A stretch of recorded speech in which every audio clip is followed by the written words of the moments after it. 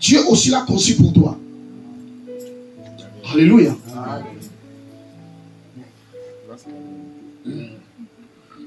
Tu peux aussi concevoir des projets par rapport à ta vie passée. Tu regardes ta vie, comment tu vis ta vie, comment les choses se réalisent. Tu te dis que non, par rapport au passé, je dois améliorer ma vie. Amen. Ce n'est pas mauvais d'améliorer ta vie. Mais est-ce que ce que tu penses, c'est ce que Dieu aussi pense pour toi? Nous sommes influencés par rapport aux choses qui nous entourent, par rapport à ce que le monde nous montre, par rapport à ce que le monde nous révèle, par rapport à ce que le monde nous donne. Ce que nous voyons dans le monde, ce que nous vivons dans le monde, ce que nous expérimentons dans le monde, nous sommes influencés par rapport à ça et nous concevons des projets, nous concevons des dessins, nous concevons des plans. Est-ce que c'est ce que Dieu veut pour toi? Alléluia. Amen. Est-ce que c'est ce que Dieu veut pour toi? Ça, c'est les caractéristiques ou encore le plan ou encore les sources de nos propres desseins, nos émotions, ta vie du passé, tes ambitions personnelles, tes influences extérieures. Mais quand on parle des desseins de Dieu, il y a des caractéristiques des desseins de Dieu. Les premières caractéristiques, c'est que le dessein de Dieu est bon, agréable et parfait. Selon Romains chapitre 12, le verset 2. Ce qu'on appelle dessein de Dieu, c'est bon, c'est agréable et puis parfait. Ce qu'on appelle dessein de Dieu, c'est ce qui est sûr et certain. C'est-à-dire que ce que Dieu a conçu pour toi, c'est sûr et certain. Ça va se réaliser. Alléluia. Amen. Même si les hommes s'élèvent comme obstacle pour toi, mais si dans le plan de Dieu, si dans les desseins de Dieu, que ces choses se réalisent, ça va se réaliser. Alléluia. C'est-à-dire que nous avons tout intérêt de prendre nos vies, de les soumettre dans les desseins de Dieu, afin que ce que Dieu a conçu pour nous commence à se réaliser avec facilité, sans problème. Amen. Alléluia. Amen.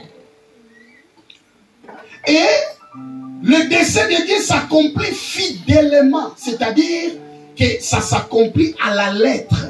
C'est-à-dire que ce que Dieu a dit pour toi, ça va s'accomplir à la lettre. Ça ne dépendra pas de ton niveau des études, ça ne dépendra pas du niveau de ta famille, ça ne dépendra jamais de tes capacités ou quoi que ce soit, mais ça dépendra de son plan, de ses desseins, de ce qu'il a conçu pour toi. Cela va se réaliser à la lettre. C'est ça les caractéristiques des desseins de Dieu. Les desseins de Dieu pour les hommes n'échouent jamais. Est-ce que nous comprenons? Mais sauf que quelqu'un peut vivre sa vie en dehors des desseins de Dieu. Quelqu'un peut se retrouver hors les desseins de Dieu. Nous allons les montrer. C'est-à-dire que tu vis ta vie non selon le plan conçu par Dieu, mais tu vis ta vie par rapport à tes propres ambitions, par rapport à tes propres désirs, par rapport à tes propres émotions. Et c'est ce qui est le plus dangereux. C'est ce qui est le plus difficile. Parce que sur la terre, tu dois le savoir, qu'il y a un être suprême qui t'a créé et qui t'a placé sur la terre. Et toute ta vie dépend de cet être supérieur. Ta vie ne dépend pas de toi-même, mais ta vie dépend de lui. Et nous sommes sur la terre, non pour vivre en raison de satisfaire nos propres désirs, mais pour satisfaire les desseins de Dieu, pour accomplir le plan de Dieu sur la terre. Alléluia. Amen. Alléluia. Amen. Maintenant, bien-aimés, lorsque nous parlons des desseins de Dieu, c'est-à-dire, tu dois te poser un certain nombre de questions. Ou encore, il y a des signes que qui montrent que nous sommes dans les desseins de Dieu. La première des choses, c'est que lorsque Dieu te révèle la raison pour laquelle tu es né, lorsque Dieu te révèle la raison pour laquelle tu es né, sache que tu te retrouves dans le plan et dans les desseins de Dieu. Mais écoutez-moi, tu ne chercheras pas la raison pour laquelle tu es né toi-même. Dieu t'a déjà révélé la raison pour laquelle tu es né. Alléluia. Oui, Dieu t'a déjà révélé la raison pour laquelle toi, tu existes. Tu n'existes pas pour toi-même,